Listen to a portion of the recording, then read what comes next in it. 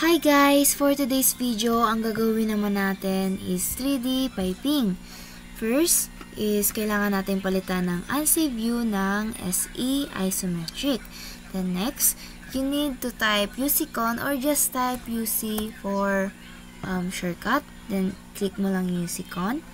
Then right click and hanapin mo lang yung origin and click. Next is kailangan natin buksan yung ortho mode for the straight line. Then, yan. Kukuha na tayo ng line. By the way, yung ginamit pala ni Sir is polyline. But instead na polyline yung gagamitin natin, is mas nire-recommend ko na gamitin nyo yung line lang. Kasi, pag ginamit mo yung line, dire-diretso na siya. Wala na siyang putol-putol. So, yan. Just click line. Then, first, type 0, 0, enter. And, papunta dito. Type 10 for the size. Enter. Then, papunta naman dito. Type 10 ulit. Then, enter. And, pataas naman. Type 10, enter. Then, dito naman, type 10 ulit, and enter. So, ganyan na yung itsura niya. Then, next is, kailangan nating i-curve ito, at ito. So, kailangan nating gamitan ng fillet. So, just click the fillet. Then, right-click, reduce. Then, para ma-curve natin tong first line, is kailangan nating i-click itong endpoint nila. Pag may lumabas na box, click mo lang yan. Then, papunta dito sa midpoint. So, next is, kailangan mong i-click yung first line and yung other side niya. So, just click and yan. Ayan na siya. Next naman is dito. Halos same process lang siya, pero sa gitna ko naman siya finilet. Like this. Just click fillet. Then, right click. Reduce. And, same. Kukunin mo yung endpoint niya, which is itong pag may lumabas na box. Then, papunta naman dito sa gitna. Then, enter. Click. Just click it. And next is yung first line. And other side naman niya. So, ganyan na itsura niya. Dun sa instruction ni Sir is gumamit siya ng circle para ma-curve yung dito. So, may other way pa siya para mas madali. Hindi ka nagagawa ng circle. Magagamitin mo na lang is fillet. So, just click the fillet. Then, dito, kailangan natin ng command. So, right-click, reduce, and type 1 for the size, then enter. Wait lang. Ulitin natin. Reduce. So, yan, 1 na siya. Naka-1 na siya. Then, type 1 and enter. So, click mo lang tong first line, then other side niya. So, yan. Ganyan na siya. So, napapansin nyo is same lang siya. Kahit iba yung process, pero same lang siya sa ginawa ni Sir.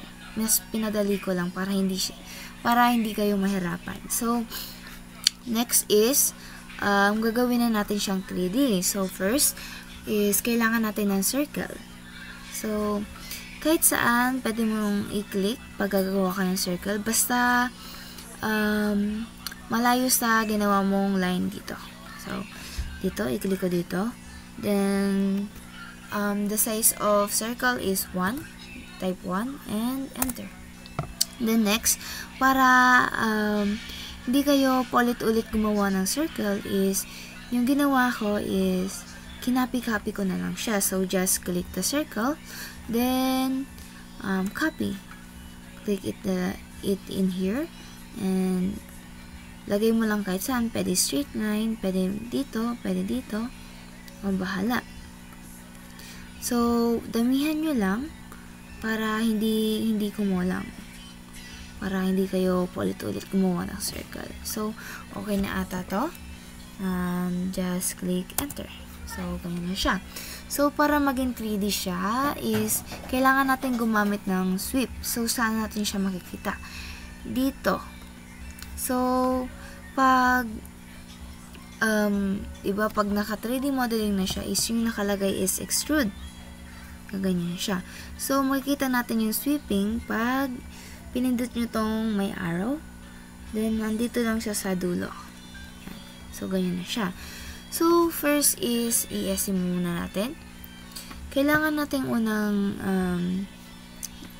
gawin is i-click mo muna tong circle. Kahit anong circle dito, basta isa lang. Isa-isa lang. Then, next is click the sweep. And next, click the first line. Ganyan lang siya kadali. So, same process lang siya. Click the circle. Click the sweep. And next, the second line. So, tapusin ko lang. Just same process lang siya. Make sure na itong maliit na line is hindi nyo malagpasan. So, click the line. Click the circle and sweep. And click mo lang tong curve line. Then, ganyan na yung itsura niya. So, next is same process ulit. Tapusin ko lang.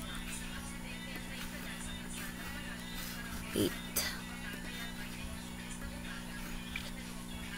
Circle and sweep and line. So, yan. 3D na siya. And dito sa sobra is highlight mo lang yan. Then, delete. So, para mas magandang tingnan tong 3D, so, kailangan natin palitan yung 2D wireframe ng conceptual. Yan. Ganyan na siya. Then, yung SE isometric is papalitan natin siya ng SW isometric. So, yan. Save na siya sa ginawa ni Sir. The next is lalagyan na natin siya ng kulay. Kailangan mo muna siyang i-highlight lahat. Then, right-click, properties, and by layer, the arrow, and kahit anong color pwede kang pumili dito kahit anong color. So, yung napili ko is yan. And, X mo muna to. Then, click ESC. So, ganyan na yung itsura niya. So, just click the ship and the center of the mouse para ayusin. Yan, ganyan siya. Ayusin lang natin.